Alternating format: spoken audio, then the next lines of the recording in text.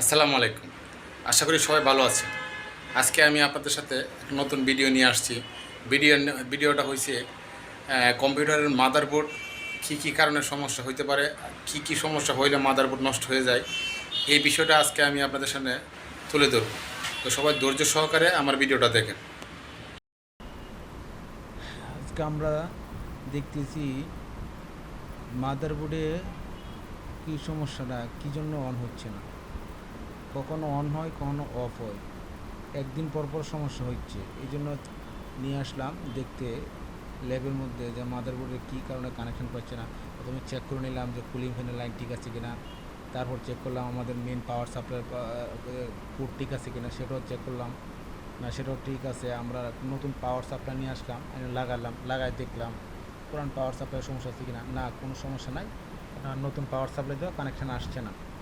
তখন সন্দেহ হইলো আর কি হতে পারে। তো চিন্তা করে দেখলাম আমাদের ইউএসবি কেবলের সমস্যা আছে, সেটাও সমস্যা নাই। এখন আমাদের যে ক্যাসিংয়ে যে পাওয়ার সুইচ, সেটা কিন্তু সমস্যা। এই জন্য আমরা এখন টেস্টার দিয়ে সুইচ লাইনটা দিয়ে দেখলাম হচ্ছে কি না, হচ্ছে না। তো সন্দেহ করতে এখন মাদারবোর্ডের যে প্রসেসের উপরে কুলিং ফ্যানটা আছে সেটা আমরা খুলে ফেললাম। এখন দেখি কুলিং ফ্যানটা খোলার পরে কী অবস্থা হয়। কুলিং ফ্যান খোলার পরে প্রসেসরটা বের করব, খুব সাবধানতা বের করতে হবে। খুব সাবধান, আমি লাইনটা খুলে নিলাম সবগুলি। প্রসেসরটা আমরা একটু দেখি কী করা যায়। তো আপনারা কাজ করার সময় অবশ্যই সাবধানতা অবলম্বন করবেন। এখন আমরা প্রসেসরটা করছি, প্রসেসরটা দাগ দেওয়া আছে। এটা একটা দাগ যদি কোনো কারণে দেখেন, একটা দাগ যদি কোনো কারণে নষ্ট হয়ে যায়, তাহলে কিন্তু আপনার আইসির সাথে মিলবে না, কাজ করবে। এটা অবশ্যই সতর্কভাবে, সতর্কভাবে সবাই কাজ করবে। দেখেন আমি আপনাদের দেখাচ্ছি। এখন আমরা একটা রাবার আছে, রাবার দিয়ে আমরা একটা ঘষা দিব, দেখব ক্লিয়ার হয় কি না।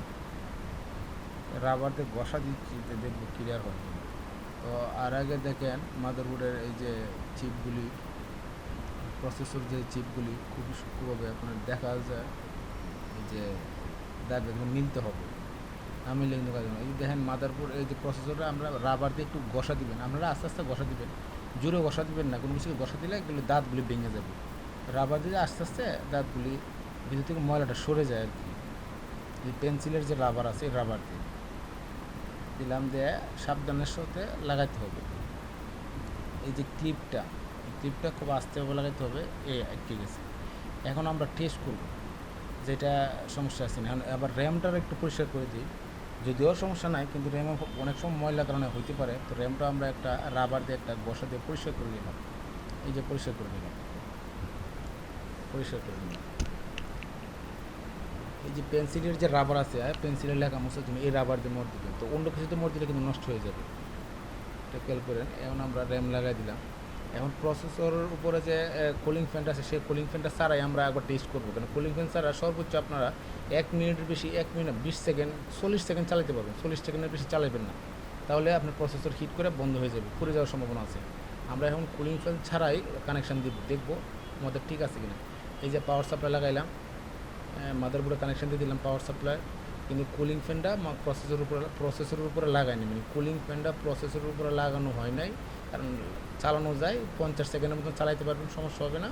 এর বেশি চালালে এটা পুড়ে যাবে। তো আপনারা রিক্সে যাবেন না। আমি কাজ পারি দেখে রিক্সে কাজটা করার জন্য, আমি দেখানোর জন্য, তারা শর্টকাট করার জন্য করতেছি আর কি। আমি আর কুলিং ফ্যানটা লাগাইলাম না আর কি। তো না লাগায় এখন আমি আবার এই যে টেস্টার দিয়ে কী বলে, এই যে স্ক্রু ড্রাইভার দিয়ে আমি আবার অন করার চেষ্টা করলাম, কিন্তু অন হচ্ছে না। আমি দেখতেছি না অন হওয়ার জন্য। ওই আমার লাইনটা আবার খুলে এলাম, খুললে আবার দেখি আবার আর একটু লাগানো হয়েছে কিনা, আবার একবার খুলে আর ইয়ে করি। দেখেন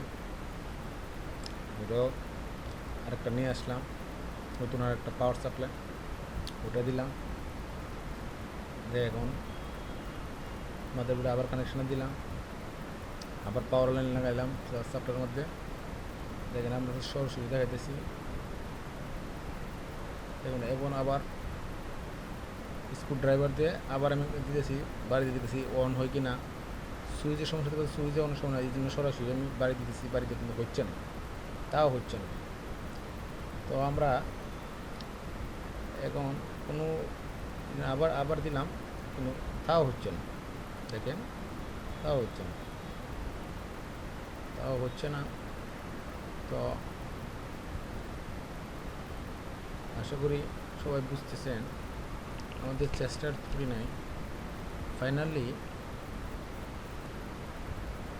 দেখেন আবার টেস্ট করতেছে, আবার চেষ্টা করতেছে। দেখেন আবার সুইচ দিয়েছি, স্ক্রুড্রাইভার দিয়ে সুইচ দিয়েছি, কিন্তু হচ্ছে না, হচ্ছে না। আপনারা হয়তো ভাবতে পারেন যে এই জায়গার প্রসেসর উপরে কুলিং ফ্যান কোথায়, কুলিং ফ্যান ছাড়া আপনারা 40 থেকে 50 সেকেন্ড চালাতে পারবেন। এই জন্য আমি আবার চেষ্টা করতেছি। যদি হয়ে যায় তাহলে ভাববো যে অন্য কোনো সবগুলো টেস্ট করেছে, অন্য কোনো সমস্যা নাই। এখন মাদারবোর্ডের শেষ টেস্ট আর কি। তো আপনারা যে মাদারবোর্ডে কেউ যদি বাদ দিতে চান তো এভাবে টেস্ট করে নেবেন। তো আমি টেস্ট করে নিলাম, মনে হয় মাদারবোর্ড চলে গেছে। মাদারবোর্ড চলে গেছে, আশা করি সবাই বুঝতে পারছেন মাদারবোর্ড চলে গেছে। আর আমার ভিডিও সবসময় বেশি বেশি দেখার চেষ্টা করবেন। আপনাদের যদি কোনো কোশ্চেন থাকে অবশ্যই করবেন।